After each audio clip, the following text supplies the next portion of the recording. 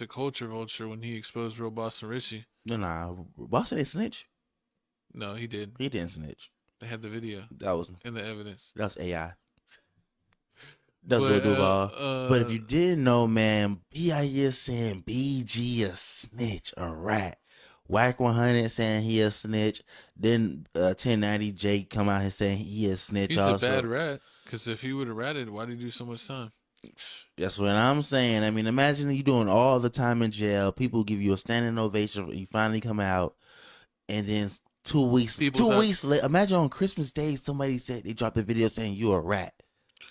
Yeah, we actually watched 1090 Jake's video on this and read some of the comments.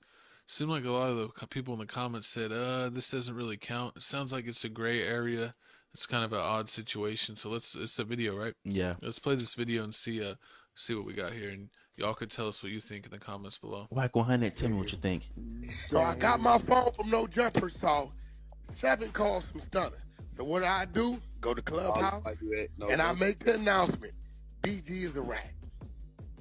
Wack, you better start this shit, because this nigga, he'll show up at my house next. You know where I live at? Like I know where he live at.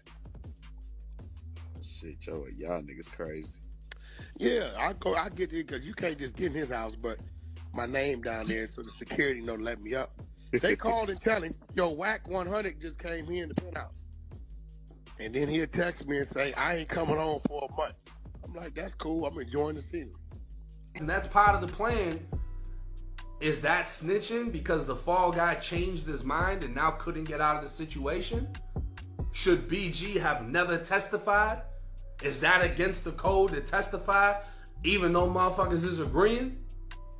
Y'all let me know in the comment section. This shit bigger than me. Y'all let me know what y'all think. That's what I'm gonna go with. It's 1090 Jake. I'm rocking with y'all and y'all rocking with me.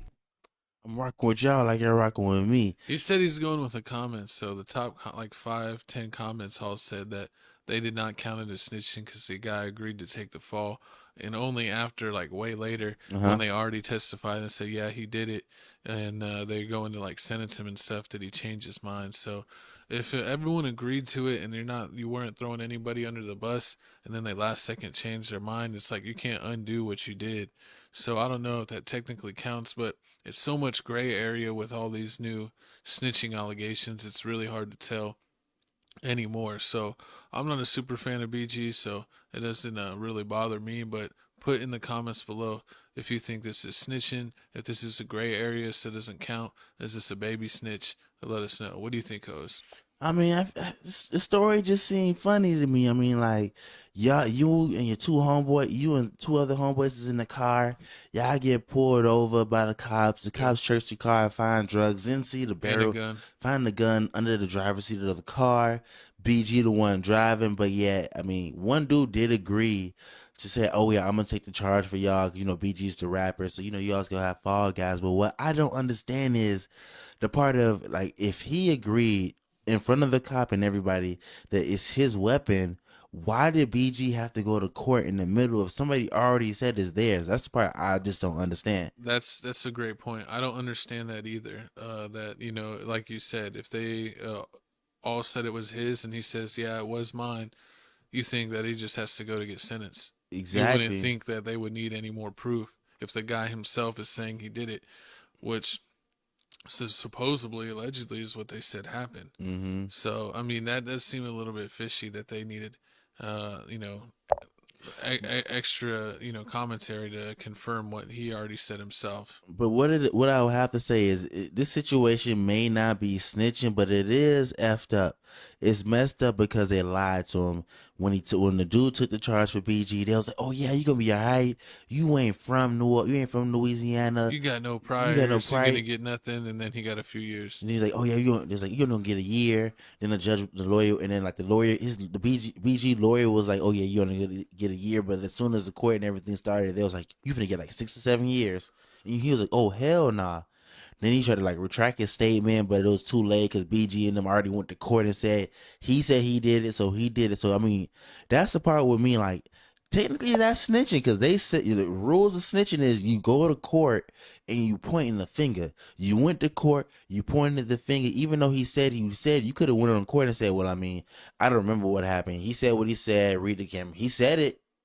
Yeah, my definition is if you basically if your information that you provide willingly is used as evidence for someone to get put away. But he did. It was. So I mean, under my own personal definition, the technicality would be that he did snitch because, like my co-host said, he should have pled the fifth and said he already said it was his. I don't have to say anything, and either pled the fifth when they asked him questions or just completely denied to take the stand.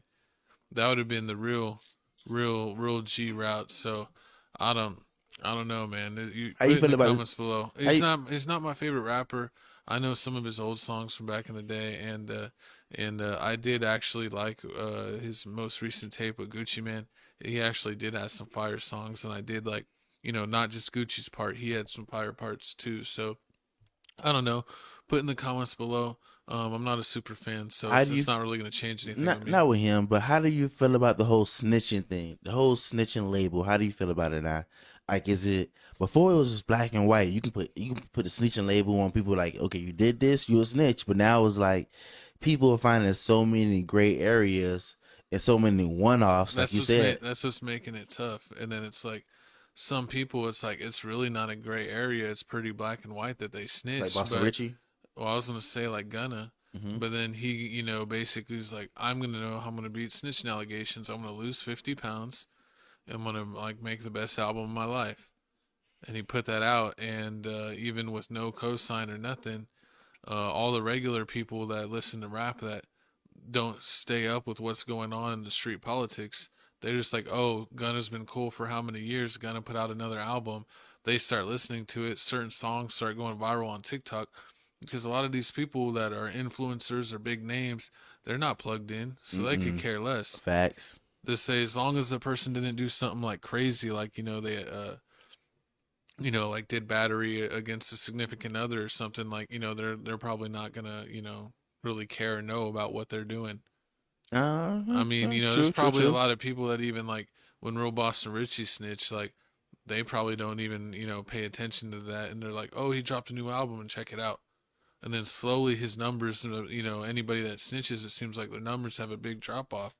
But if people just basically keep on going on and not acknowledging it and acting like it never happened, that they're slowly able to get their numbers back because a lot of the fandom doesn't care about this stuff anymore. As far as like the casuals. Yeah, casual fans don't. It's like it's more casual fans and it's like, it's crazy because it doesn't matter what it is. It seems like casual fans ruin things for everyone because facts. Companies make decisions based on the large numbers rather than like the cult like following Bud Light or the cult fan base. Like you see that with Star Wars, that they're losing their cult fan base because they're pandering to what is right, the inclusiveness of everything right now, and they're losing their core fan base by trying to include everyone by going after like a fan base that isn't there right now. They're trying to make everyone be a Star Wars fan rather than catering to the fans that they already have.